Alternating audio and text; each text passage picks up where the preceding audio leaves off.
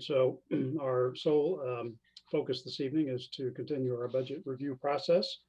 And we've got several major budgets up tonight, so this may take a while, but hopefully it will be expeditious. As in previous meetings, though, I want to start this off with public comment. See if anyone has any statements or comments they'd like to offer the Board of Finance before we get started. There is a hand raising or attention getting function that is beyond my capability, but hopefully whoever would like to speak can in fact do that. Jim, do you see anybody? I think we have two hands raised. We have Jamie and well, Jamie's got her hands raised. Why don't we start? And Jack Davis as well. So okay, why don't we start with Jamie? All right.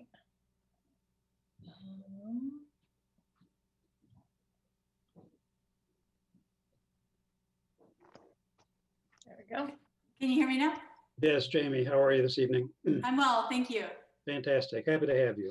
Thank you. Please go ahead. I'm Jamie Zionic speaking for Darien CPAC, 15 Holmes Court. Thank you for giving us the opportunity to comment tonight on the BOE approved position of assistant principal special education. In order to understand the effectiveness of this newly created position, Darien CPAC would like to collaborate with the district in tracking the success of this position during the 2021-22 school year. From the district, we asked for periodic reporting in the following areas: Board of Education expenses directed for professional development to meet the general education and SDI requirements, pardon me, I have a cold, put forth in the job description of assistant principal special education. Also the tracking of the number of hours the new APs spend in PPT meetings, monitoring special education teachers and implementing specially designed instruction or SDI. SRBI outcomes by grade level, comparing the 2020-21 school year to the 2021-22 school year. And finally, a report from Dr. Marilyn Friend, the district consultant on the progress of implementation of SDI at our elementary schools. We hope the markers of success will be clear, concrete, and include improved student outcome and SRBI testing, parent satisfaction with district communication, and advancement of our SDI curriculum as evaluated by our district contractor, Dr. Marilyn Friend. On our end, CPAC plans to survey parents on access to parent training and district to parent communication during this school year and next to provide the data to the administration and the Board of Education. Collaborative communication and transparency, I think, will help all families better understand the administrative spending and how the spending impacts the attainment of our district goals as put forward by the administration and the Board of Education. Thank you. Okay, Jamie, thank you for that. Much appreciated. And did I hear that Jack Davis wanted to speak as well? Yes, so let me just pull up.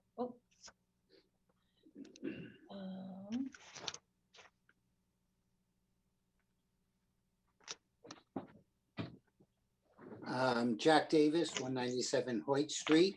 Oop. Am I heard? You're on, Jack. Good. Okay. Jack Davis, 197 Hoyt Street, Darien. Two items that I'll be real quick on.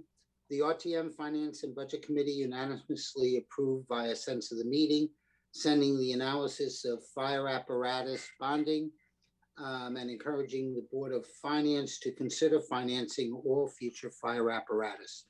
In addition, the RTM Finance and Budget Committee fully supports the Board of Selectmen decision and requests that the fiscal year 22 fire apparatus accrual not be put back in the Board of Selectmen budget. In addition, we do believe that if the Board of Finance does decide to bond future fire apparatus this budget cycle, there's approximately $1.3 million in the reserve fund for capital non-recurring expenses, fire apparatus accrual awaiting delivery of an engine that then could be made available for the general fund or to pay other capital expenses. In addition, the RTM Finance and Budget Committee voted via sense of the meeting to strongly encourage, which I know you will be looking at, the Board of Finance to use available general fund balances to reduce the projected fiscal year 22 budget. It should also be noted that during the RTM Education Committee report back to the Board of Education in January, that committee suggested the same thing. Thank you very much for your time, and I'm muting myself. Thank you, Jack. Much appreciated. Okay, so we'll, unless there's anyone else who would like to speak, I don't see anyone, unless Jennifer, you see anybody? I do not. Okay, so we'll move on to the budget discussions. Let's actually start with the police department. I see, I can't tell who all is here from the department, but I see the chief is We on. have Let me- Chief Anderson and Captain Shredders. Okay, gentlemen, nice to see you. Let me hand this over to Rob and Dan. Let you guys take it from there. Thanks, John. So I'll take the lead on the police. I see Chief Anderson on and Kevin Cunningham. I thought I saw Brent Hayes. Thank you guys for joining. I appreciate it. I'd like to try to take the police budget in three pieces. So I'd like to talk about the overall budget. I'm going to talk about capital piece, and then I want to talk about civil dispatch, if that's okay. So just starting off, Dan and I met with Chief, Kevin, and Brent Hayes on Friday with our F&B buddies, Mac Patrick and Lucy Arnell. So we had a chance to go through the budget and ask questions along the way. So just kind of starting at the top here on the budget. So the overall budget's up 5.85% off of a $8.6 million budget. Headcount increase, the only increase we have in headcount is the 3 potential civil dispatch personnel that we're adding. Couple areas I want to focus on. Admin expenses up about 8%. Half of that increase, or $32,000, is an increase in professional services related to promotional testing software we're putting in. Communications expenses, the majority of the increase is full-time salaries. This is the 3 civil dispatch potentially that are going in, is in this line item. So for people that are either looking at it or following along. And the last thing I want to talk about is patrol expenses. Large increase there. The increase there is basically the contractual obligations we have with the police area. So that's that. Side note, professional standards is up an increase of 8%.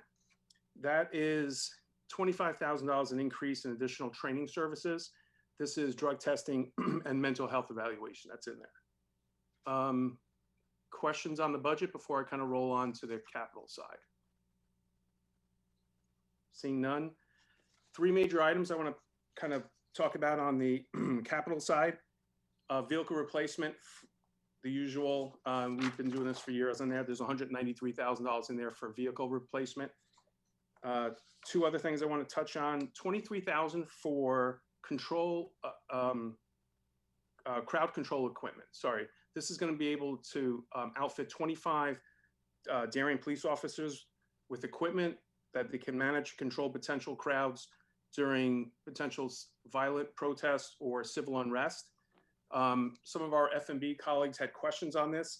The interesting thing is the state is mandating regular training in the proper, lawful, and effective use of this equipment, but at this point has not provided guidance on what that training is going to look like. So like I said, we had a couple of F&B buddies who had asked questions, so hopefully that answers their question. Is that training mandated for this coming fiscal year? And we just don't know what it is, or? I believe it was part of the bill that was passed last year, John, but they just haven't gotten around to actually providing the guidance. And Chief or Captain Shredders, if you want to add anything on that, that'd be great. Sure. I'd just like to say that the training is not for the use of the equipment. The training is to how to control crowd, manage crowd formations. The equipment is basically protective. That's going to protect the police officer from impact weapons or something that's thrown at him, punched or kicked. The training doesn't involve actual equipment. A lot of departments across the country have many different types of equipment from different vendors. So the training we're waiting from the state is about how to manage crowd. It's not really doesn't have to do with the equipment. The equipment is just to protect the officer. Yep. It's for the officers. Any other questions? Last item on Taylor? I was just gonna ask, do we have any of this equipment currently and this is an upgrade, or is this brand new? We don't have it. We have some equipment. We have helmets and shields, but we don't have full protection gear. One of the issues we're facing is that we're part of a mutual aid compact. It's called the Blue Plan for Fairfield County. So if an incident were to happen in Bridgeport or Fairfield or Brent, something similar to Kenosha, something really exploded, and there was a lot of turmoil and unrest, we might be asked 5, 10, 15 hours to another jurisdiction. So that equipment is just to protect the officer from being hurt. The training is something separate. It has to do with controlling crowds and formations and things of that nature. So we have some equipment now, but it's not sufficient to what potentially could occur. We were fortunate. We had 3 type of protests this past spring and summer. One drew about a crowd of over 1,000 people. They marched from Trader Joe's to the police station. We were very fortunate. They were very agreeable. It was, mutual respect. There were no problems. There was no violence. But you could definitely see the potential for an issue there, especially if we went to a different jurisdiction. So again, the equipment is just to protect officers. It's not so much, it doesn't really have to do, the training is something separate from that. I Thank think you. one thing that's important to understand, I think Chief and Captain have both made this point, but just to emphasize it, if the Darien Police Department gets a call to help another police department, they are obligated to send however men or patrol officers, men and women, are necessary to help that department. Right now, they only have equipment for 7. So that if there was a call for 12, they would send 7 with equipment and 5 without equipment. We obviously don't want to encounter that situation going forward. So this is just to increase the amount of equipment that our officers would have at their hands if they are so called. Thanks, Dan. Any other questions? Do you have any expansive comments on the civilian dispatch and kind of where that's standing longer term, both in terms of this budget and what's next, if anything, we should be thinking about? Yeah, John, if you don't mind, I'm going to finish off one capital item and then Oh, sure. Go ahead. Sorry. Go ahead. Okay. So last item on capital, I just wanted to bring to the attention of the board. There's $52,500 in here for an Axon in-house video interview recording system. This includes hardware and software acquisition costs, setup, and an installation. The current system is about 10 years old and it's really performing poorly. So we're looking to replace that. Going forward, the cost of the maintenance and the support fee is about $7,600 per year on this recording system. And if that's what I had for capital and budget, and if not, I'll jump into civil dispatch. Yeah, sorry, I jumped in. Right on cue, John. So civil dispatch. So for those of us been around for a while, somebody put an excellent memo together. I was talking about Chief Lavello 9 years ago started this civil dispatch odyssey, as I'll call it, and it's kind of gone back and forth. So for the group and for people who don't know, we currently have 6, and we want to add 3 more to bring it to that 9 level that we talked about for years. So just a little background, and then feel free to ask questions, because I got some pointers here, and then I'll open it up. 2 civil dispatchers right now man the 7 a.m. to midnight shift. Then 1 single sworn officer takes over from midnight to the 7 a.m. shift. If we add to 3, we will have 2 full-time civil dispatchers from that midnight 7 a.m. shift. So it'll free up, in essence, that sworn officer to do other duties overnight. The group that we're talking about, 6 months of training, and the thought is to start these folks starting on 1/1 of 2022 full-time as civil dispatchers. Couple things I want to throw out there. The thought behind this a little bit is we can take some of the personnel that are freed up now and redeploy them either in the traffic division as A, and B, potentially sign them to the narcotics division as an investigator. So that's kind of the redeployment of assets. And then in potential cost savings, the group, when we met on Friday, talked about this a little bit. The Darien Police Department is currently talking to the Darien Fire Department, town administrator, and related personnel about returning fire dispatch to the communication center for the Darien Police. So adding these three is not just a cost, there's a potential savings coming along on the backside of this, if you want to call it, by pulling in the fire dispatch back into the communications department. And one last thing, and I lost my number on this, but one of the things we talked about as Friday as a group was, we had gotten 3 years worth of calls, call counts that were coming into the communication center. And I was really I think the number was about 24%. From 19 to 20, we saw a 24% increase in calls from that midnight to 7 a.m. shift, which kind of caught me off guard. It was because in the year of kind of the pandemic, you would have thought things would have slowed down, but it really kind of exploded this last year. So, when we looked at it as a group, and I'll just the post budget in total, not just civil dispatch, I am fully supportive of what's going on here. I think the civil dispatch, as we said, we've been talking about it for 9 years.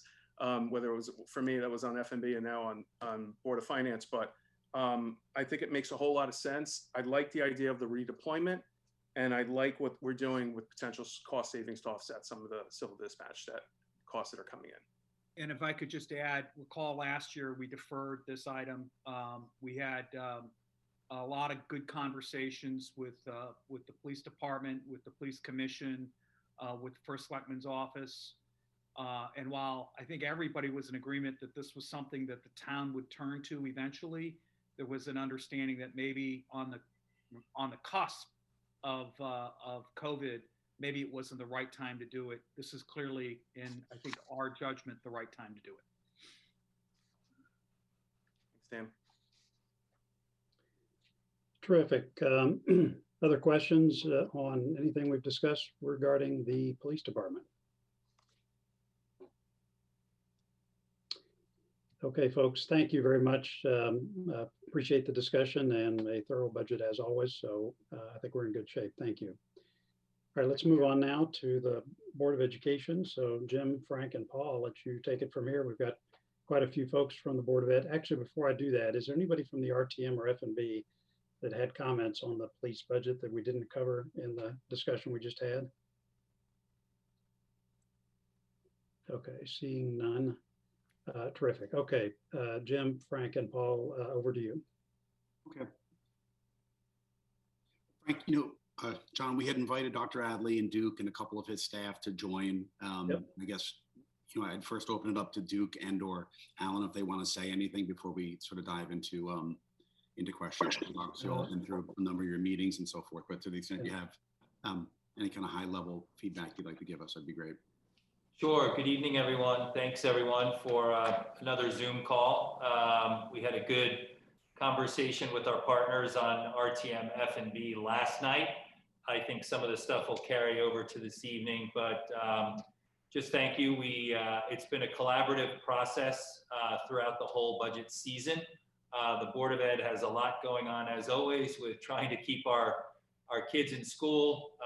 We've gone through a vaccination clinic with our teachers. We're looking at a vaccination clinic for our students. So, and I think we're one of the highlights in terms of districts having our kids in school. So the district continues to work hard on that, along with all the budget items. I think everyone's worked well together, a lot of good questions and good conversations around different budget items. And we'll continue that dialogue as we work through the process. And also have, the exciting Oxford School, footers in the ground, steel coming, a project that's currently moving forward under budget with a great building committee and great construction firm and architects working on that. And we have another project that we've started the conversation on. That's kind of a continuation of the Oxbridge project, the removal of portables, library reimagine, and then some additional work on Hinley, Royal, and Holmes with respect to educational spaces and really taking those schools to the next level. So a lot going on. We look forward to the ongoing dialogue and appreciate the support. Okay, thanks, Duke. Could I just ask a question before we get going on the portables? Duke, do you envision the formation of building committees? Would that be required for this, or will this be funded under the normal capital budget process? No, thanks, Dan, for the question. No, this is a process that's come through the Facilities Committee. It is a renovation of 3 schools. It will be moving forward. We will have a public hearing. We will be approving ed specs, and it will be going to the town for a full building committee.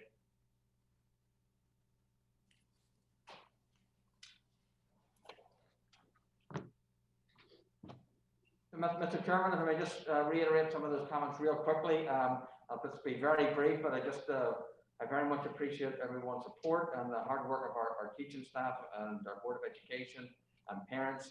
I'm particularly proud of the return of investment that particularly our students are receiving, and by connection, obviously our parents and community members are receiving in the amount of in-person learning that is actually happening. This budget supports some of our initiatives moving forward. I'm excited about some of the capital projects. It's nice to engender a lot of excitement around some of the things that we're doing for our children and students. So with that, thank you for your time. It's nice to be here this evening. Thank you, Dr. Adley. Jim, back to you. Okay. I guess just one question to follow up on Dan's question regarding the 3 other potential projects. On the timing, when do you think that would actually come to a public hearing? Thanks, Jim. We're looking at the calendar right now for a public hearing. Kind of a high-level timeline that the administration has put together. We would see in April the ed specs for review for all 3 buildings. By the end of April or early May, the Board of Ed would vote on those ed specs and send them to the town under a charge to form a building committee. We would look to see that the town accepts the ed specs and looks to form a building committee sometime over the summer, and hopefully kicking off a building committee sometime in September. That's just a high-level overview. We've got some good experience from going through the Oxbridge project. Again, the board has not approved ed specs. We've not had the public hearing, but I think if everything moves according to plan over the next month and a half to 2 months, that's a rough timeline or straw man for you. Okay, well, thank you. Well, I guess maybe to kick things off on that, Frank, myself and Paul sort of took the lead on the Board of Ed budget here. The overall operating budget is up about 4%, approximately year over year. The largest portion of that increase is attributable to personnel expenses, not necessarily more personnel itself. This is the first year of the second year of the teacher's recent contract. And this is the first year, Rich, correct me if I'm wrong, this is the first budget year of the new contract, right? Second year. Okay, second year of the budget of the teacher contract and first year of the administrator's contract, right? Okay, so that drove the majority of the expenses that we saw sort of year over year. There were some other changes that if you look at this versus the prior year, such as things like budget control, which were shown to be up. But I think really when you look back and you dissect that, we saw that budget control is really flat to where it was 2 years ago, which was sized to approximately accommodate 4 teachers, or some combination of paras and teachers to deal with class sizing and so forth. Paul and Frank and I, in our deliberations and discussions on the budget, came up with a series of questions, which we sent to the board and the administration on Sunday night. I think you all should have a copy of those. Yeah, we did get copies of all the materials and then saw the written responses. Okay, so I guess I would open it up to others, maybe going sequentially through those. Does any of the board have any additional questions on the first one regarding any type of remediation services that they have built into the budget? Jim, I'm not sure if this is, I think it may fall into this line item, but I've been doing some thinking about some of these costs. And one of the things I want to talk to Duke and Dr. Adley about is, so for people that may not know, I recently joined a firm that does telehealth, but it's specifically for substance abuse. And so I'm probably seeing an inordinate amount of inbound communications about what the pandemic has done from a mental health issue for a lot across the country, but even, especially for kids. And I guess my question is probably pretty simplistic, was, do you think in the budget we have enough for anything that may be coming down the road? I've been saying the tail on the pandemic from a substance abuse and from a mental health issue is going to be pretty long. I just want to make sure you guys have thought about enough personnel or ways of remediating if it isn't. If you're getting a lot of kids that maybe need help or need to be some counseling or whatever it is. So I just want to throw that out there as a potential issue. And if it's not falling in this light item, please let me know. But I just wanted to throw it out there. Rob, thank you for that question. I'll let Dr. Adley speak about it, but I will tell you from a board perspective, I don't think there's been a board meeting that if not all the board members at some point in time have asked and shown the district, support in terms of as they develop and look at remediation and social emotional learning, what they need. So it is a constant conversation at the board table. A lot of that comes from great feedback and public comment from our parents. But I will tell you on a daily basis, our teachers, our instructors, our paras, our special ed team and the administration are just constantly looking, listening, and a lot of professional development that's gone on over the last couple of months has been focused on that too. A lot more to come as we wind down the year, go through the summer and kick off a new school year, but it is a constant conversation. I'll let Dr. Adley follow up more on that.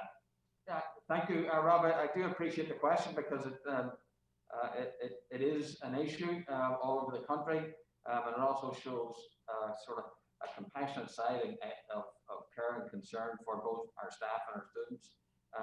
From a student point of view, as the chairman of the Board of Education just mentioned, our board has been very focused on this matter and have asked a number of times through the budget process, have we got this line item sort of, or this topic particularly covered?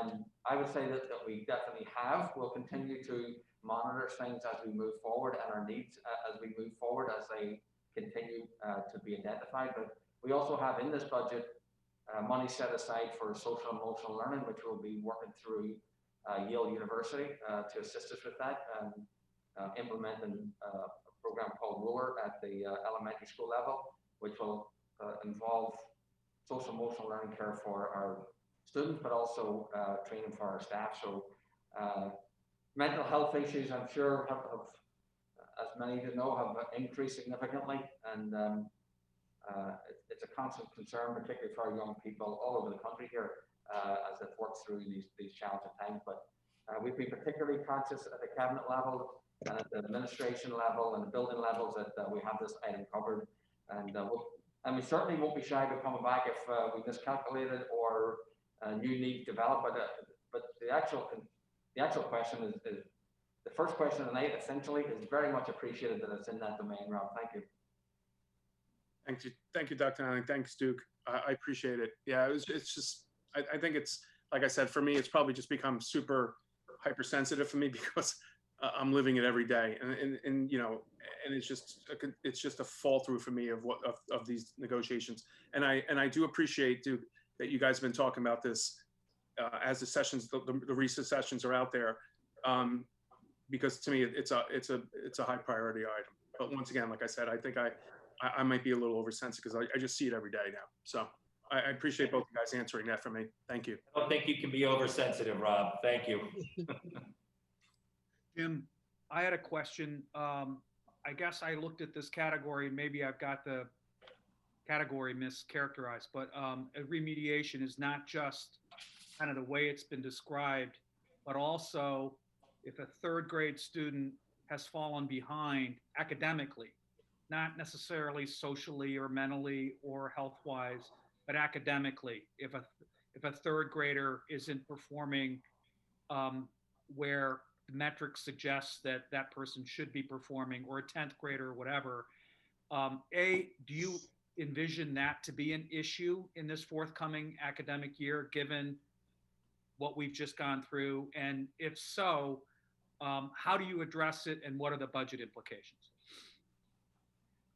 So academic recovery, there is, as this line item indicates, there's over $200,000 set aside for academic recovery in certain occupational contracted speech services, consultant services.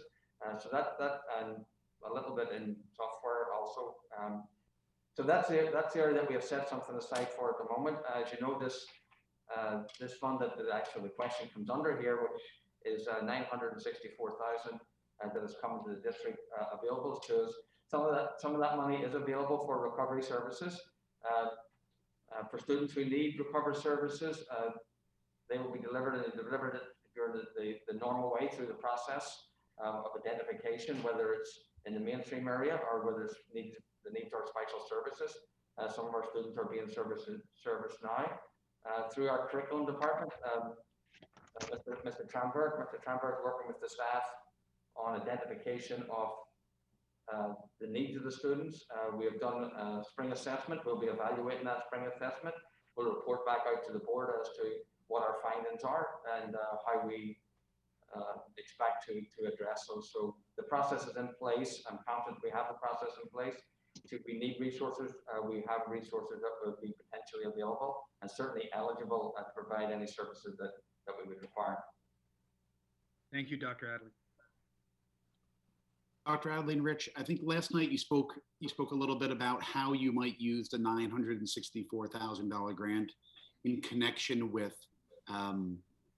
excess cost reimbursements and how they can't be duplicative. But I think it might be helpful for the rest of the board members to hear, some of the explanation, Rich, in terms of the limitations of how we could and might not be able to use that. So I'll say first of all, and then Rich can talk about the excess cost sort of eligibility. For the monies that are available, we'll have to, at this point, we still have to plan, at least that's what we're told, we still have to plan for a quarter of social distancing, PPEs. Now, you might think that is that good, bad, or different? Is that going to happen? Is it not? That's the latest information that we have to plan for. If that's the case, then some of the monies, the board, working with the board, will be like eligible for some of the spacing that has to happen, some of the additional staffing that will be required. Then we'll have another scenario where that's not the case, and this is monies over 3 years that will identify how we actually utilize it. And Richard, if you want to just talk about the intricacies of paying for support services and the reimbursement. So if some of these recovery services are related to special education students, and the recovery services are excess cost eligible students, or maybe those services would make a non-excess cost eligible student excess cost eligible, we wouldn't be able to submit those claims for reimbursement if we are using the ARP grant. So we do submit based on a student by student level. So you could, cut up those line items so that you're putting the non-excess cost eligible student expenses in the ARP if that was the chosen use. But if it is a student that meets that threshold, we would want to be careful that we're not using those ARP expenditures and thus reducing our excess cost reimbursement. That's a great point. Thank you. Well, Hey, Rich, could you be explicit about how much the Board of Ed is receiving in ESSER2 funding and ARP funding? So the ARP funding, at least what has been indicated so far, is $964,000. Okay. That funding's not available. We're thinking it probably won't be available until the summertime. Okay. ESSER 2 is about $596,000. We have submitted in the grant management system for that grant. We're just waiting for State Department approval. Thank you. Well, I think if the board doesn't have any other questions, that covers the first two. The third question we had, and I appreciate, Rich putting together this information, was just sort of detailing how the implementation of the SESs to the assistant principals, how that would flow from one contract to another. So I don't necessarily have more questions on that. Does anyone else? No, I would just say that Jamie Zionic made an interesting comment at the beginning, which is this notion of metrics to sort of track progress so that you have a set of facts with which you could make a decision to either stay the course if it's working well or change course. And of course, sure, you guys have thought about that, but it was, I think, a helpful reminder from her about the importance of collecting those facts over time, such that if you do stay with it or you do make a change, the decision is clearly objective as opposed to subjective. But that's my only comment. And I was wondering a little bit if you could kind of frame the budget book suggests that part of the reason for this change was just your own policies, and whether in some respects you couldn't address your policies as opposed to the as opposed to making the change that you're making. Frank, I'm not sure what the policies you are referring to be honest. Well, in the budget book, you mentioned that there's an internal Board of Ed administration policy about having an administrative level person involved in the. Oh, yes. Oh, sorry. Yes. Okay. All right. Thank you, Frank. Sorry about that. Yes. So at the PPT, there has to be an administrator present at each PPT. And in this case, the SES facilitator is there, and another administrator, building principal or assistant principal is there also. One of the benefits is that it reduces the time to some degree in the sense that we don't need two people or require two people there. If it doesn't preclude two people from being there, but it reduces the requirement of two people having to be there. I think that's what it's referring to, Frank. Thank you. Right, and I was just trying to understand whether you could just change the policy so that it doesn't require an administrator. It's really a requirement from the state as part of special education. Thank you. Thank you very much.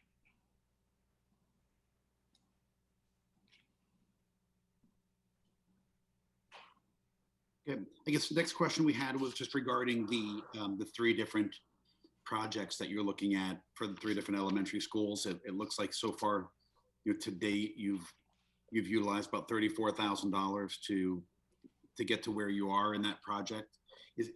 Is that enough to continue forward with all the approvals that and planning that you and Duke outlined in the beginning? At this point, yes, until that goes to a building committee, and then they go through the architectural process, whatever takes over from there. So we would have what has been presented to board to date, as it has evolved, would probably be included as the part of the public hearing presentation. So we're not anticipating any other expenditures until and if it goes to a building committee. So you would wrap, in a sense, this makes sense to me, you would wrap some of these upfront expenses into the overall project when you come for kind of formal approval of the whole scope of the project. Well, it typically, Frank, becomes part of the project, part of the building committee charge. Yeah. I guess, Jen, maybe a question for you from an accounting standpoint, to make sure that all these expenses that we're beginning to incur are both eligible for either a grant related to the project or eligible for bonding. Is there anything we need to do? For them to be eligible for bonding, we should get a bonding a bonding authorization, or at least an intention to bond approved. so that we can go back and bond those. There are some exceptions, but that would be the cleanest way to make sure that we can get all of them. Other than that, for grants, they'll be recorded and they could be submitted for reimbursement that way. Okay. So it sounds like kind of sooner rather than later, if this is going to move forward, we want to get a resolution on the table so we can start collecting expenses that we could ultimately bond. Yes. Okay.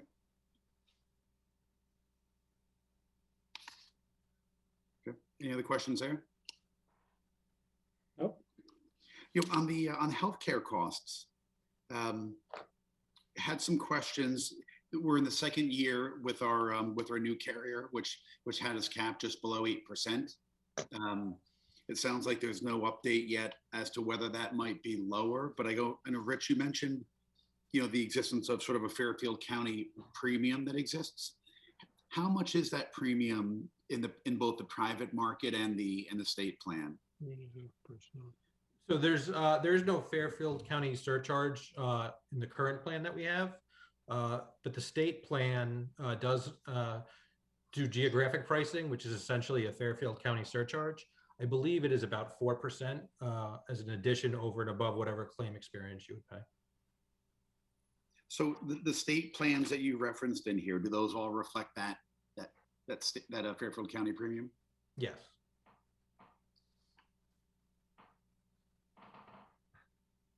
So what was the increase in the state? I know we were tied to the private plan, but what was the increase in the state plan this year? So I don't think they've finalized theirs yet, but the projected is about 6%. Okay. It was finalized at 4% for actives and 12% for retirees. So it looks like even with that increase, the private plan is still giving us a fair amount of, looks like 8 or 9% savings. The only difference is the state plan isn't a high deductible plan, so it's a PPO. So you would have to offset the actual contribution to the HSA. So it's relatively close when you factor in both. So it isn't just the premium differential. Understood. Any other questions on the healthcare?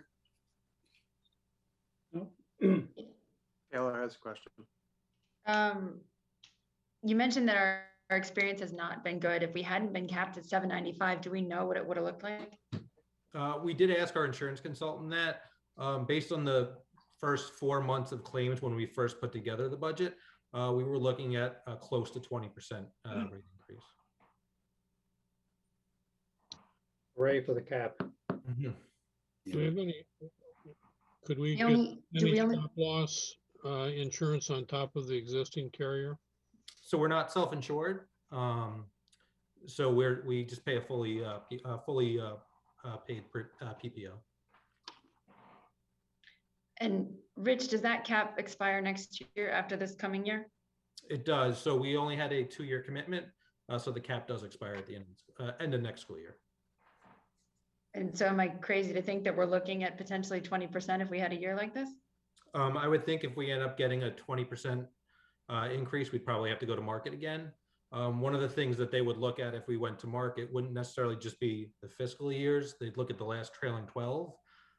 So if when we're putting the budget together, let's say in October, November of next year, they would want to see what our health claims were in September and August and July. So if those were better, it would offset a little bit of the higher claims we've seen this year.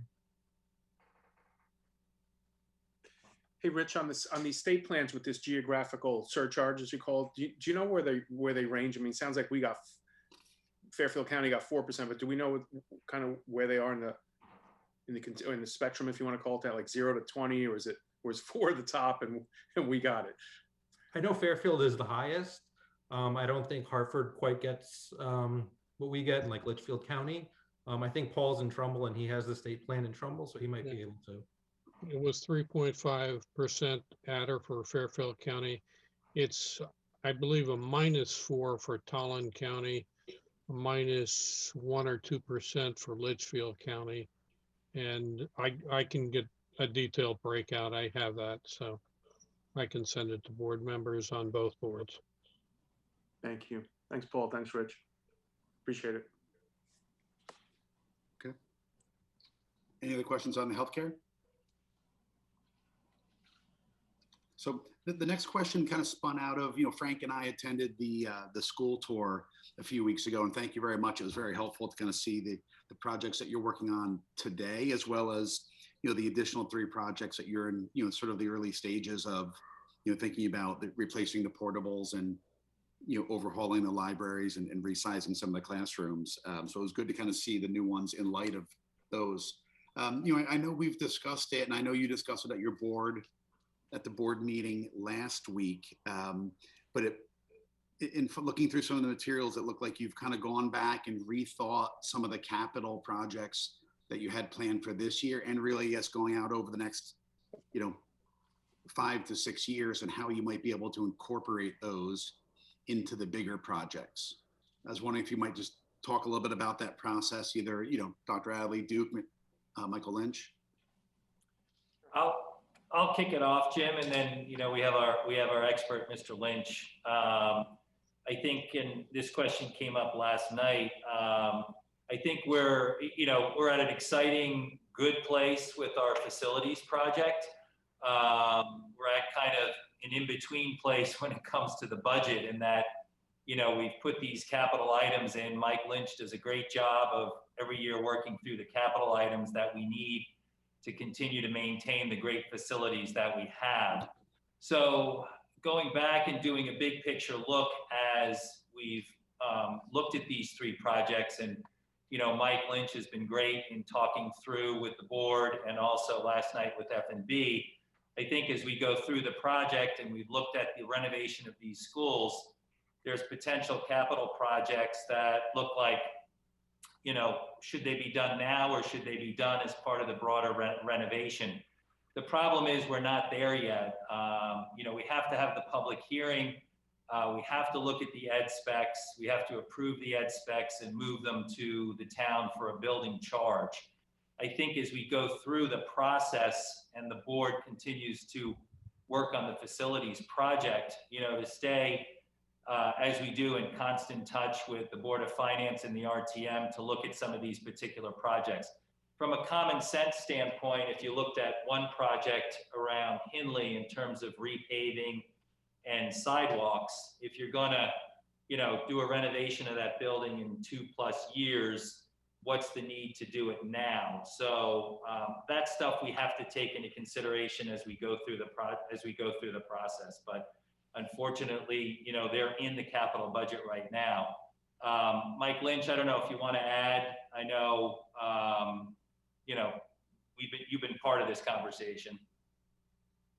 Well, a good deal of the projects that would be potentially done in the remove the portables, reimagine the libraries project that we have identified in our capital revolve around heating and ventilating and certain site work. They've been placed conservatively in the budget, so there is a little fluidity if we wanted to move them up or down a year, and they would be better done if they were done as part of the potential project. As an example, if you took 2 small classrooms, say at Royal, and you were going to make a classroom that meets our needs and a small office space, rather than have to reconfigure heating and ventilating that's 2 years old or 1 year old, why not just wait till you do the project and do the heating and ventilating then? Mhm.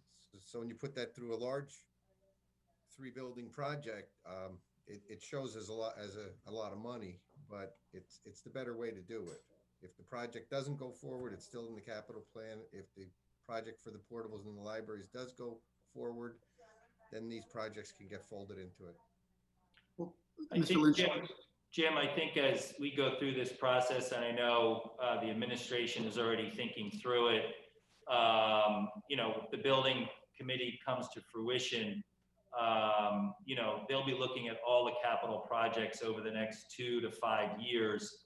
And I think part of that will be some of the charge of working with the building committee as to, what makes sense from an efficiency standpoint, to your point of how you pay for this, in terms of the Board of Finance's role. So looking at those capital projects in the bigger picture of those renovations. Yeah, I think when I looked through the spreadsheets, I saw like over the next 6 years, there was almost 7.5 million that could potentially, I guess, be integrated into some of these bigger projects if they were to go forward. So I would just say, we're not the board that designs these projects. We're not the board that builds them, but we are the one that ultimately finances those. So I think beginning to think about how you guys sort of accumulate and time, if you will, a lot of these expenditures does, I think does help us as we begin to think about bonding, what that needs to look like, how it should be structured, what the timing is, and so forth. So I do appreciate that. I know at the Duke, you mentioned, I guess, at Hindley, some of the blacktop that's got to be replaced. I know, Mr. Lynch, I think you had talked about doing that potentially this summer.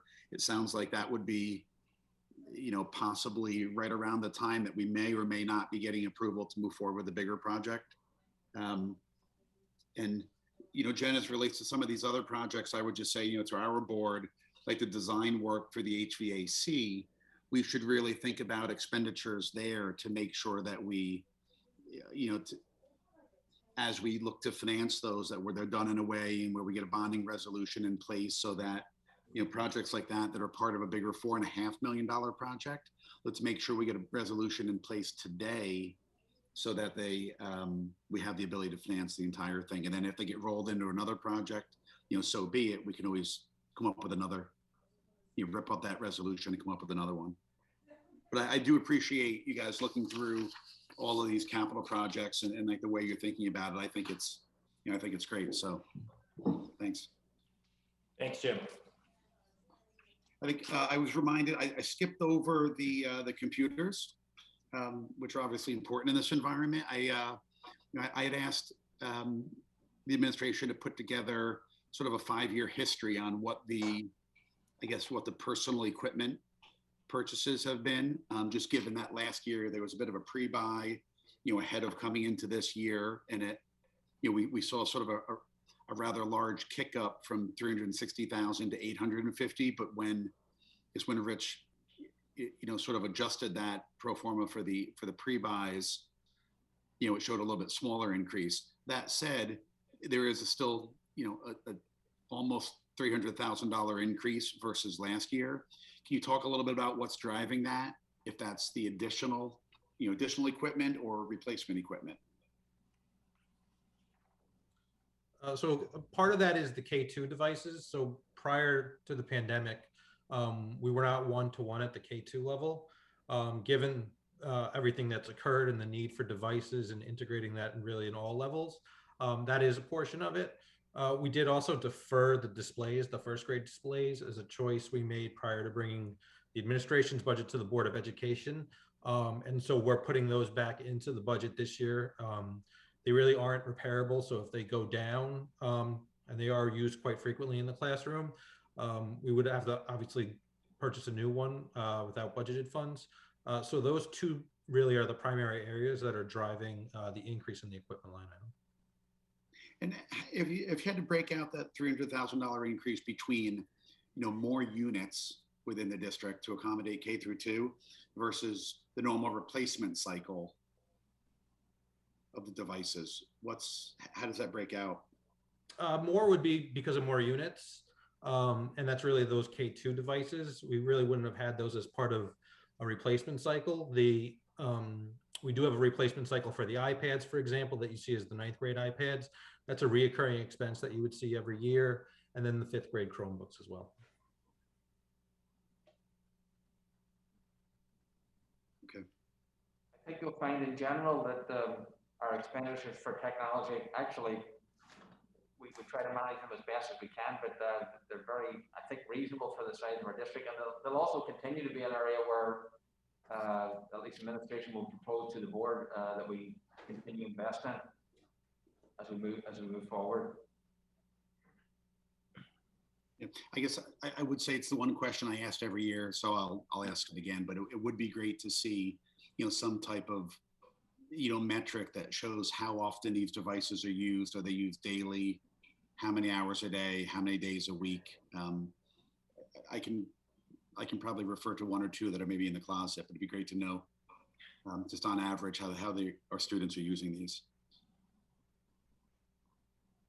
So I think this, I'm not sure we've completely satisfied that to any degree, even with my own board, to be honest with you, until we get software that allows us to manage it. I will say this, so that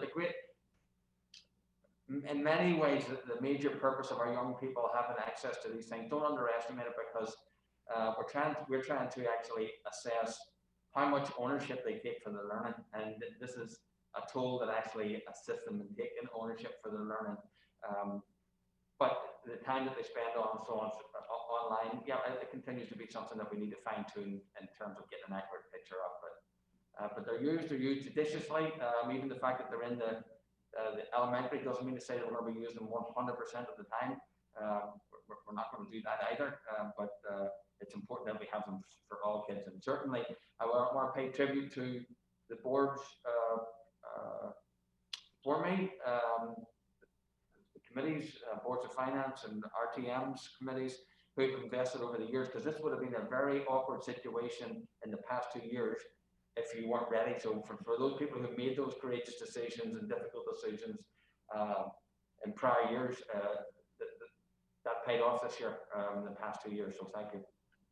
Yeah, I think a lot of lessons learned, and I think that question, Jim, has been asked by many board members, and we continue to, work with the administration and make sure they understand kind of the metrics that we're looking for. I think a lot of it, the administration is doing a good job of looking for feedback from students too. But again, just to reiterate, I think the investment in technology that the town has committed to over the last couple of years, has really proven out over these last 2 years, and will help us as we get back to school in some format in the fall too. Okay. I guess, any other questions from our board? Kelly? I'm just curious how much, if any, of that 850 would be like eligible for use with that $964,000 grant. Well, technology is one of the categories, Taylor. So the use of technology would qualify for it, but other than that, we haven't made that decision. Thanks. I guess I'll mention the clocks here because a few members of the public and other committees have kind of brought that up. There are replacements in here, $25,000 for each of 3 different schools. I guess to overhaul the clock system. I know it's a small point, but listen, I'm sitting in a school the other day and I think I'm in a different time zone because the batteries and the clocks don't work.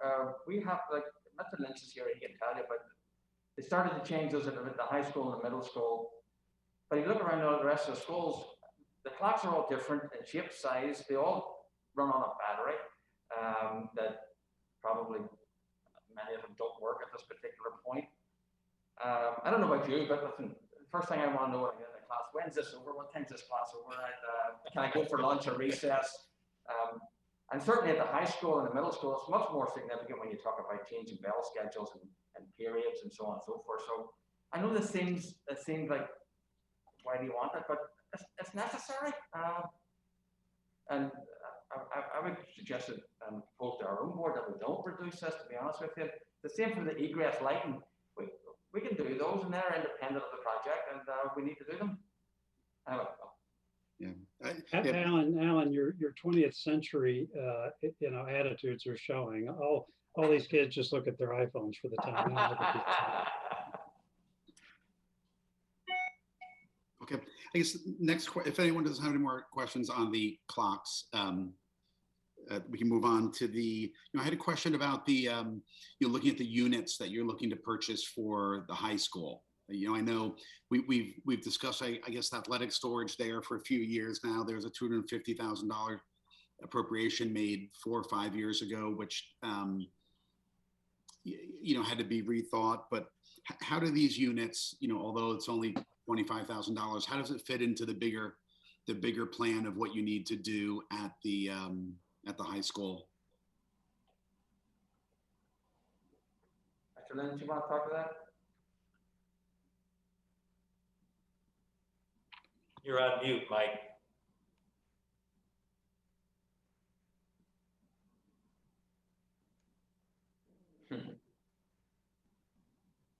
I'm trying to unmute. Am I unmuted now? You're on mute. Good.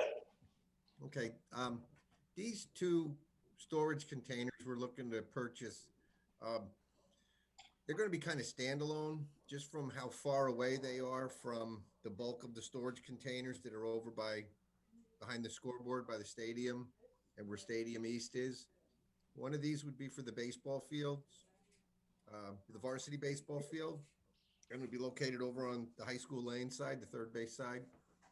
The other container would be up behind the scoreboard of the varsity baseball field. This would be a smaller unit, and it would be used for the throwing discs. The three throwing areas are down at the corner of Stadium East, right there, and so they don't affect the overall plan that hasn't been finalized for the storage at the high school.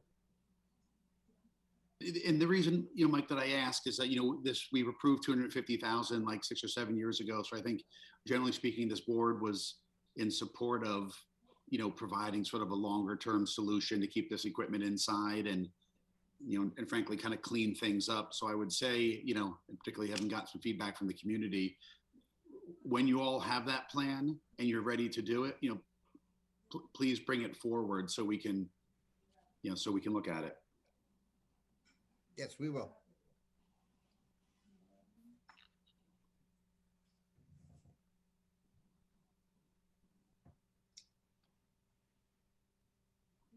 Any other questions from the board? Oh, go ahead. Okay. I would skip down to the grants.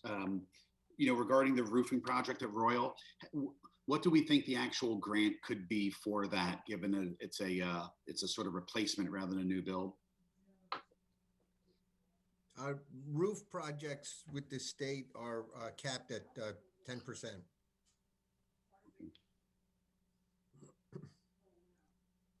And are the current cost estimates, are they assuming a grant or without a grant? That's without a grant. You pay first, and then the grant reimbursement, after you fill out all the paperwork, that money goes directly to the town. Okay. I think Jack Davis has his hand up, at least I'm told that.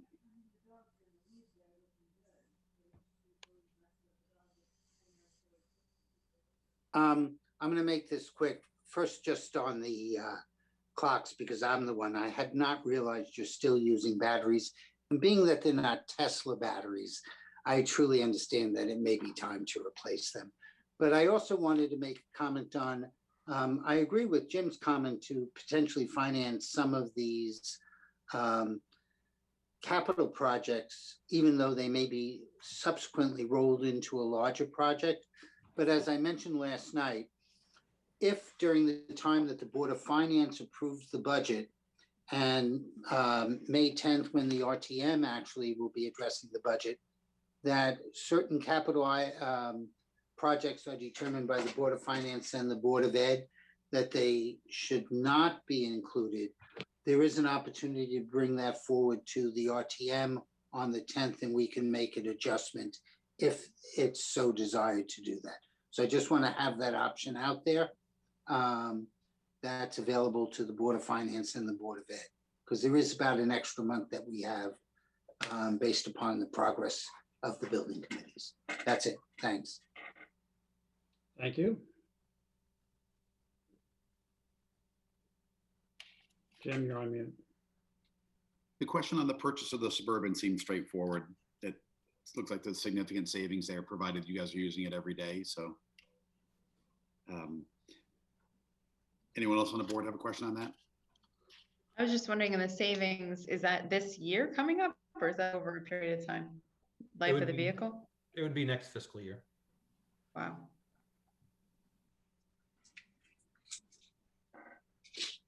And Rich, those savings, and does that include the staff that would operate Yes, the it would vehicle? include the salary and projected benefits. Got it. Okay. Well, guys, the last question I have, and it's maybe more of a request than a question here, but you guys done a fairly good job, a very good job, I should say, over the past year, constantly updating your budget projections and so forth. And given right now that you're projecting as of the end of February, a potential surplus of around 870,000.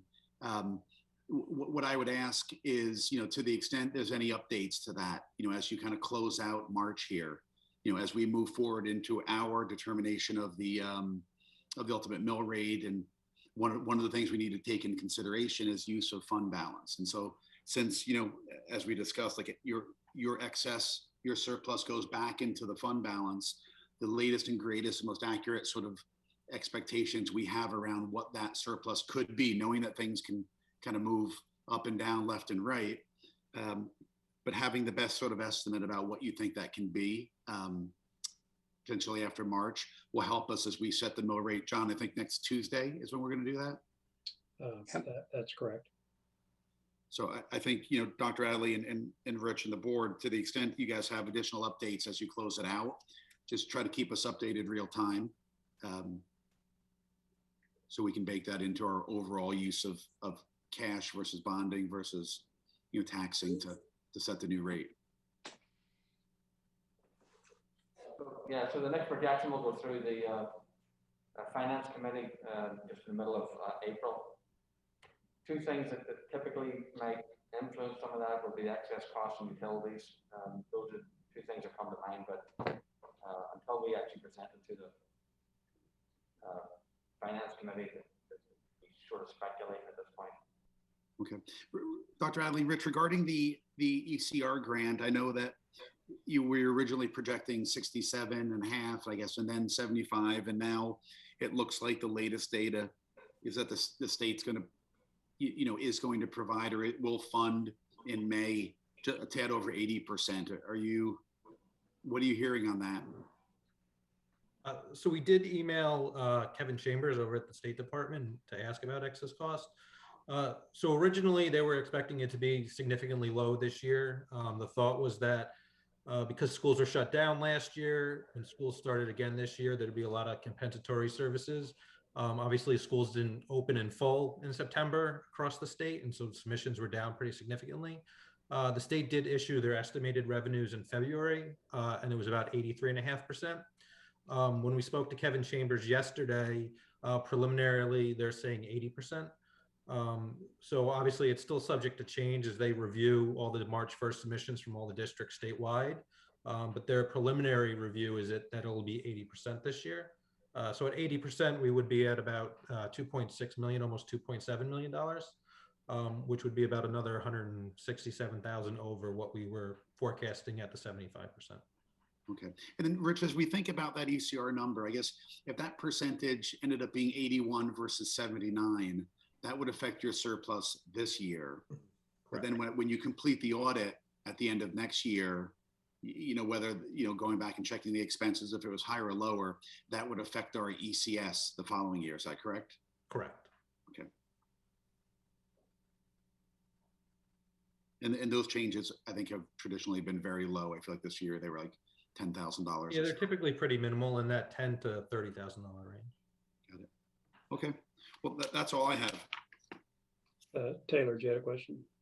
Yeah, can you just remind me what we have in our budget for next year as far as reimbursement rate assumptions go? Because obviously what's causing this, excess money to come back to us this year might go in the opposite direction next year. I would assume that could be true as, districts bring kids back and do a bunch of remediation. What is that percentage right now? So we budgeted 67.5, which was that low end that they indicated at the beginning of the year. If the thought is schools are going to be in session in full next year and districts are going to start having those recovery services or compensatory services, it's a fair assumption to think that claims to the state will be higher. And the budget for excess cost at the state level has been flat pretty much for years. Yeah, so has there been any discussion about lowering that assumption? No, not at this point. And Rich, to the extent that that number did get driven down, is there sort of is this sort of an optimal way that you'd go about thinking about utilizing a grant versus excess costs versus the ECR grant? So we would have to obviously look at ways to free up money, whether that would be freezing discretionary accounts, looking for salary savings, asking for a supplemental appropriation, maybe using the ARP differently. We'd obviously have to look at all avenues that would be available if that occurred. Okay. Well, hopefully coming back to us would come before freezing accounts, but.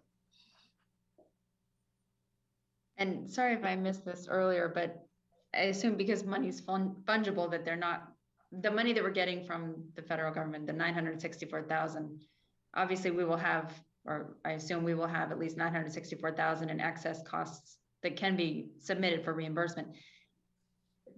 That's not like, we don't automatically just basically lose that money because we are going to have those costs, right? Can we designate whatever we use the 964 for to be definitely for an eligible expense, we don't lose it? So we would have to apply. It would likely work the same as like the ESSER grants. The state would have certain categories. We would have to submit an application and with our intention on what the spend would be for, whether it be for teachers or speech or transportation or whatever it might be. And then the state would have to approve it, and then we'd draw down on those funds.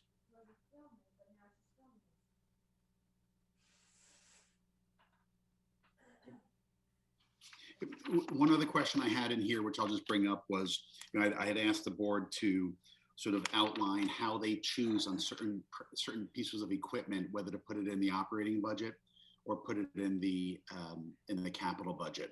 And kind of Rich gave us an answer there. Jen, I would like to just make sure that's, you know, kind of compare that to how we're doing it on the town side, just so that we can be consistent on both sides of the budget. Yeah, it's the same criteria. Got it. Okay.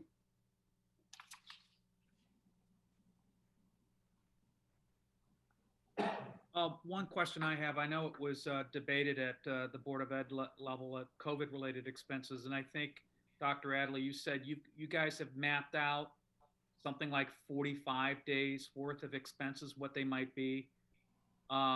Would you anticipate coming back to the Board of Finance for an appropriation if indeed those expenses were required, or how might you address those expenses if they are needed? So at this point, that's the latest information we have to plan for 45 days, and hopefully with everybody getting vaccinated and in the summer, hopefully things go better than that. But ultimately, I would come back to the board as to decide, for them to decide how they would like to proceed if there was expenditures that we didn't anticipate or are anticipating, and which fund they actually use. Because we still have to make a decision of how that rescue fund would be used. Would it be used for spacing? Thus, we need more teachers and staffing. So that's just a board decision. I've just come back to them and with the proposal of how we would address those particular expenditures. Certainly, I would think that if in that 45 days that we have got expenditures that are COVID related, certainly the rescue funds would typically and understandably be a resource that we would tap into and likely tap into and would recommend to the board to tap into, and then we'll go from there. Alan, how does the American Recovery Grant we just got, I think 900,000, how does that compare to what were you initially considering for building in COVID expenses for the first 45 days? I think it was over 800,000, close to 900,000, 900,000. Okay, so this is at least equal to what you were going to what could have been built in, right? Oh yes, if you just look at those big numbers, yes. Got it. Thank you.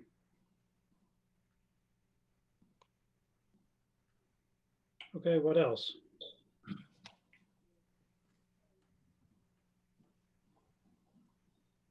And Jim, did you guys have any further comments on excess cost or other kind of education related grants? I think we've covered it, but just to check.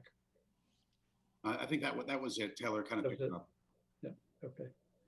Other questions or comments for our friends with the Board of Education?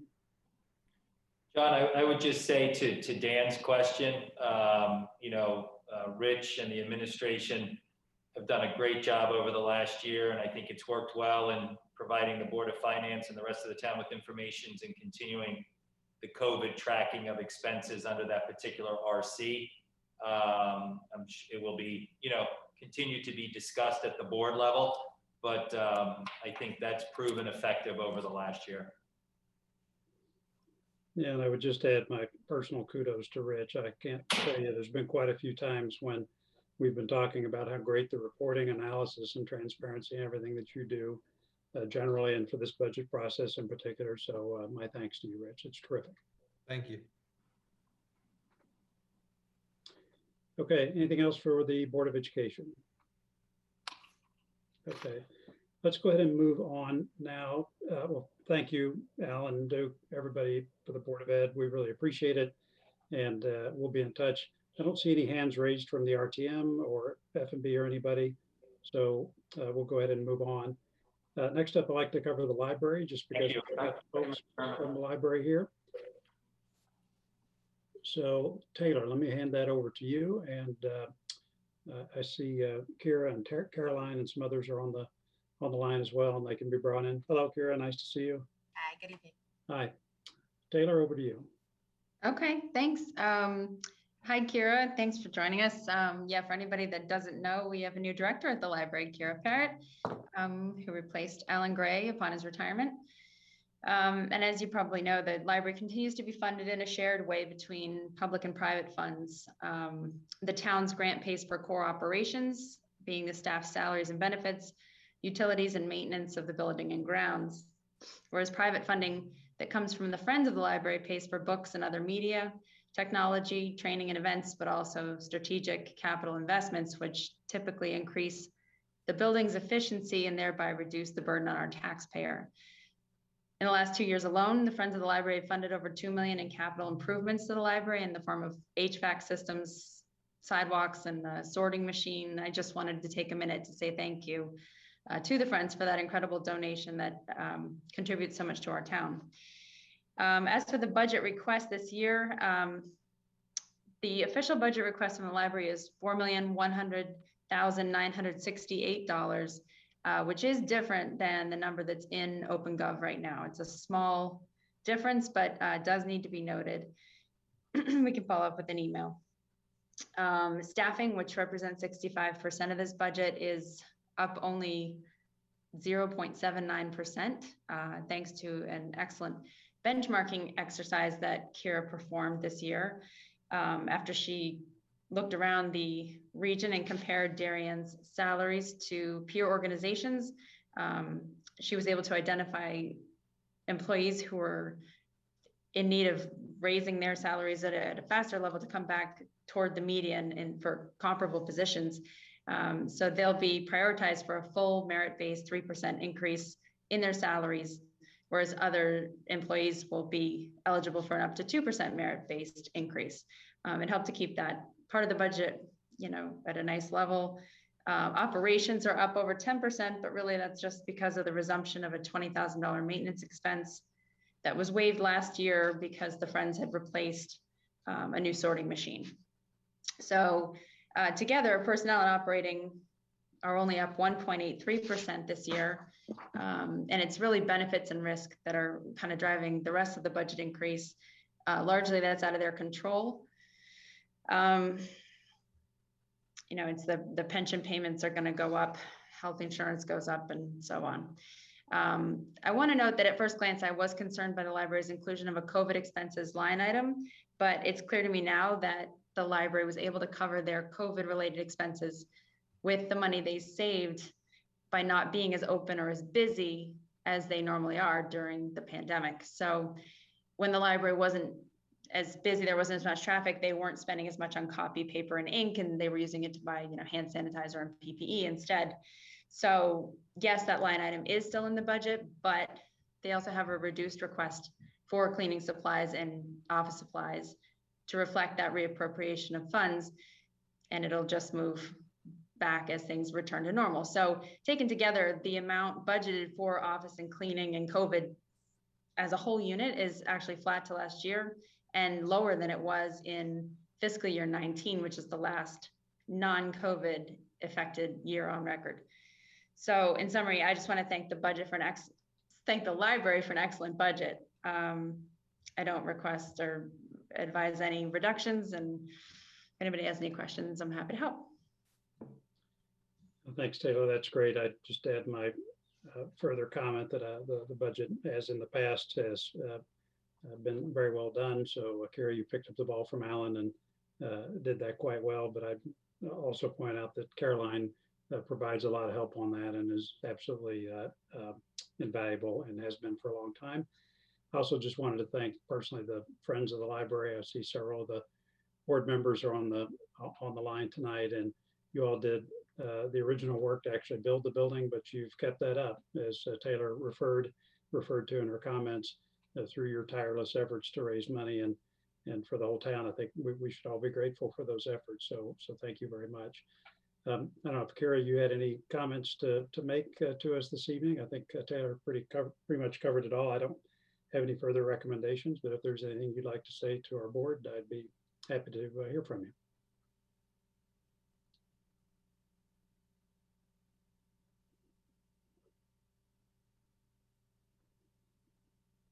Kara's going to have to resort to smoke signals because she's still on mute. Can we? Oh, there we go. I think I'm unmuted. Hi. Hi.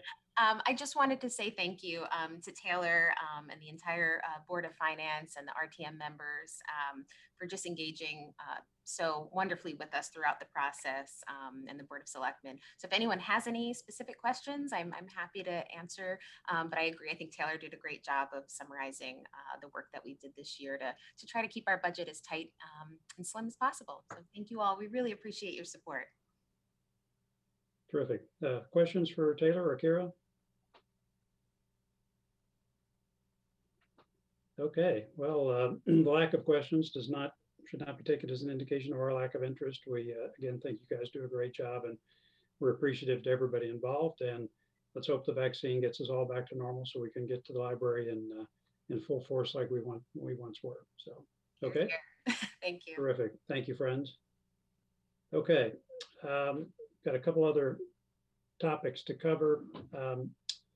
Let's see. Why don't we'll end up with debt service. Jim can do that last. Why don't we do the reserve for capital non-recurring expenditures and just other related grants and revenue. Frank, you and I have worked on that. And I know you spoke with Jennifer today. I did as well. Do you have any just general comments on that budget area, just so everybody is reminded? That is, these are other kind of revenue topics or grants that we get from the state, including the LoCIP grant, town aid grant for road paving. It's investment income on the Board of Finance reserves, as well as a few other smaller items. But Frank, you had a chance to talk to Jennifer today. You want to provide some quick comments on that? You're on mute, Frank.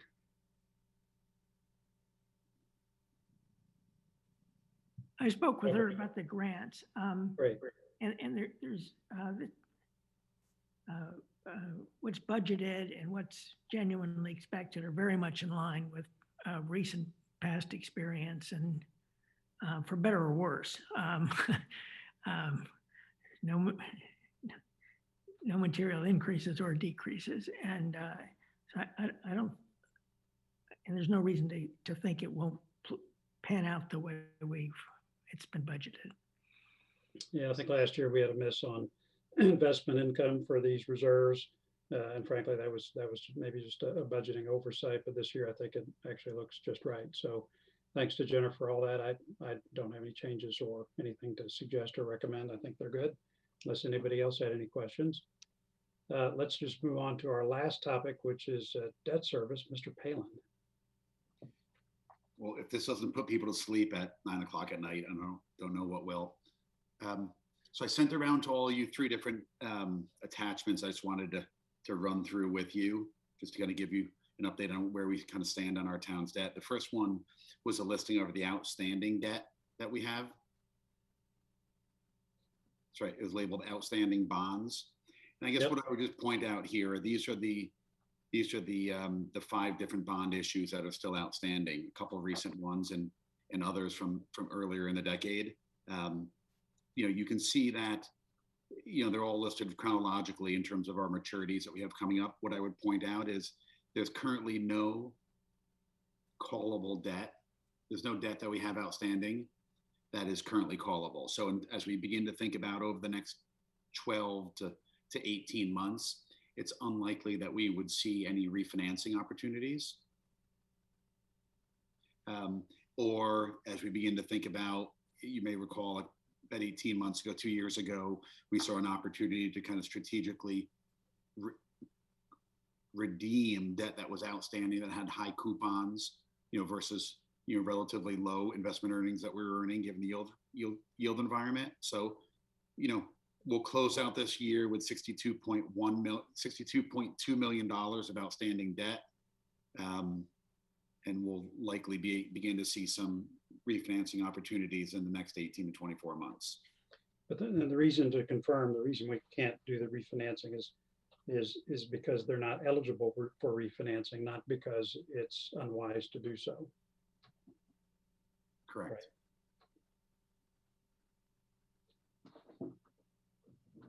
Right. The second attachment I sent around was labeled debt service graph. And, as we begin to look at setting the mill rate and overall tax increases versus last year, we're looking at sort of two operating budgets around 4%, but debt service is obviously a kick up relative to what we saw last year. And so I put this graph together just to explain to everyone, why we saw such a dip in fiscal year 2021. Effectively, those gray areas, those gray dotted areas, represent the three different bonds that we redeemed ahead of time. They had coupons that ranged from 3 to 5, and at the time, short-term investments were, around 25 basis points.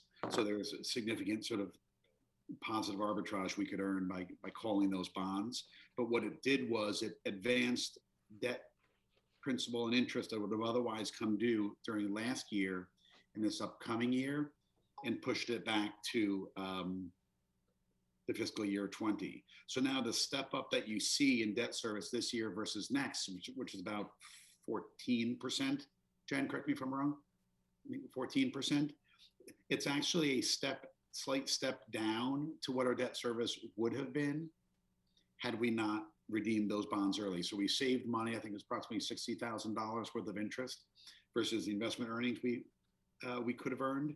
But it did create this sort of step up, step down, and now step back to our sort of normal run rate debt service of just over $10 million per year. What I would also point out is, we're likely going to have to do a bond issue later this year to pay for the balance of the Oxridge Elementary School, 20 odd million dollars there, depending on how the bonds are issued with premiums or discounts, and some other smaller projects, including the tennis courts and a few other town projects.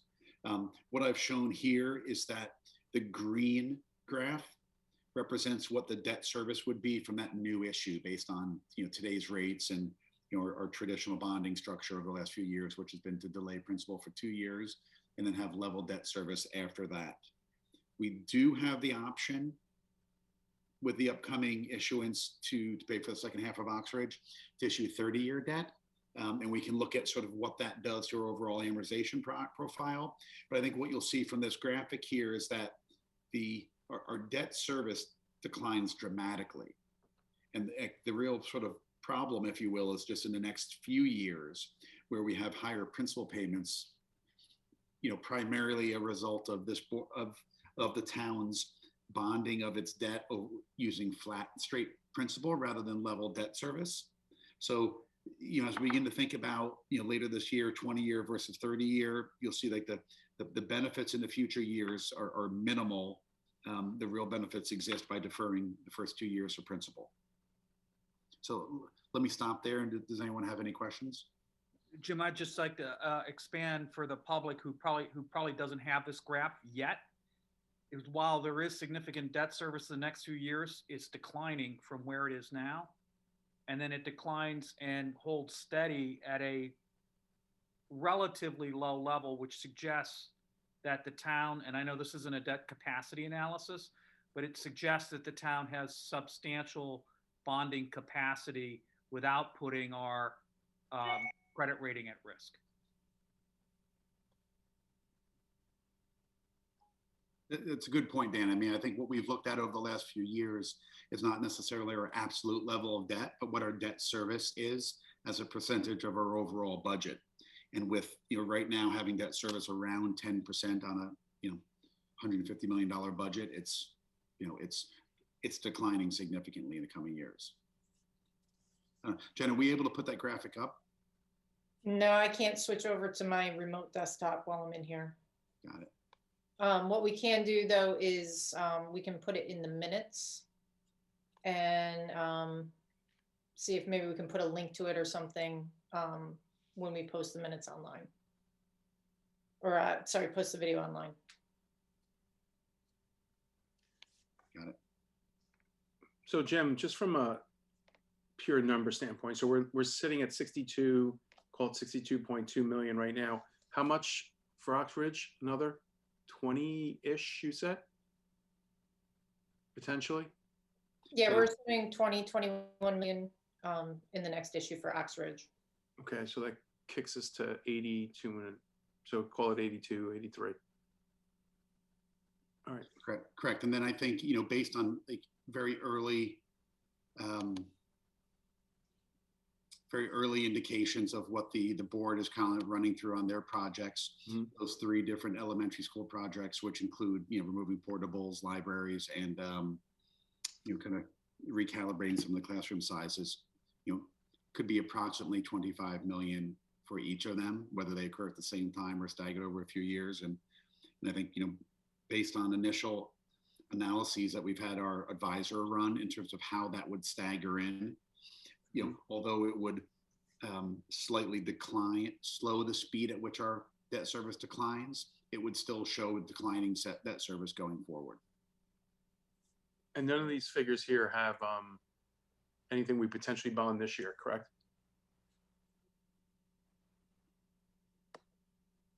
Yeah, that's schedule. Is there anything in for this year? Like if we decide to bond fire apparatus or anything like that, none of those numbers are in here, correct? Correct. Okay. Well, let me step back, Rob. If you look in the graphic, I'm not sure if you can see that up on the screen. Yep, I see it. The green debt service, the green line is a new bonding project, which would include the school plus old projects. If we have new projects that are bonded in any of these, those are not included in here. Yep. And I think what you would see is in fiscal year 22, you'd have half a year of debt service. In fiscal year 23 and 24, you'd have a full year of debt service. And then there in fiscal year 25, we'd start paying principal to repay it over 20 years. Yeah, the only thing I would say is that I remember seeing charts like this 12 years ago, and they all kind of look the same, and we inevitably find or are forced to spend money on projects that require bonding, and we'll fill these bars up. So don't take this as we're not going to have any debt service in 10 years. I assure you we will.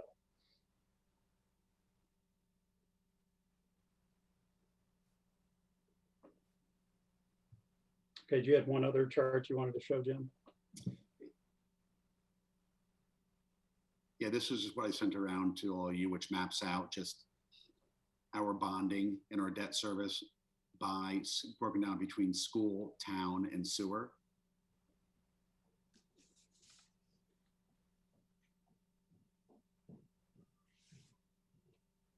And we can include these in the minutes, but you'll see here, that just from a very high level, we'll start off the year with $35 million worth of school-related debt service. This was before the second Oxbridge bonding, 25 of town, and about $1.3 million of sewer, for a total of 62.2 million.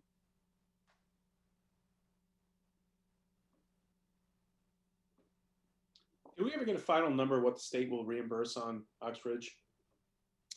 I think it was around 11%, Dan.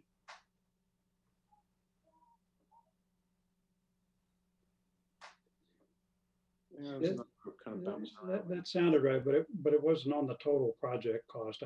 There's special math on all that. I can't remember exactly what it was. Only a portion of it, right? Right. Yep. right, of eligible expenses, which I think came out to somewhere between $5 and $6 million. Right. Okay. Thank you. Okay, this is great, Jim. Does anyone have any questions for Jim? Thank you, Jim. Thanks, guys. Thanks, Jen, for all the help on this. Okay. All right, I think we've come to the list of the budget topics that we want to cover tonight. Does anyone have any final comments on the budget, or anyone from the who's dialed in have any last comments? Okay. As a process reminder, our next meeting is in 2 days. So on Thursday, we'll be covering all of the other protective services except for police, which we just covered, human services, general and miscellaneous, other revenues, and fund balance. So that will wrap up our analysis and work to review both the Board of Selectmen and Board of Education budgets. And again, that'll be this Thursday, 7:30, also a virtual meeting like this one. And then the following Tuesday on April 6th, we will have a regular monthly meeting, and we will at that meeting undertake a final vote on the budget to set the mill rate and recommend all of that to the RTM for their final consideration the following month. So that's where we are as a process matter. I think that is it for this evening. Is there any other business to bring up? Okay. Thank you for everyone for participating in our discussion tonight. We appreciate everybody who stayed up and listened to the discussions. I thought they were very thorough and well prepared for my colleagues on the Board of Finance, but with great responses and input from everybody who participated from the departments and the Board of Education. So thank you very much. I appreciate it. I believe we are done, so I will entertain a motion to adjourn. Okay, Rob, second, Jim, all in favor? Okay, friends, we're adjourned. Talk to you on Thursday. Take care. Thank you. Thanks, John.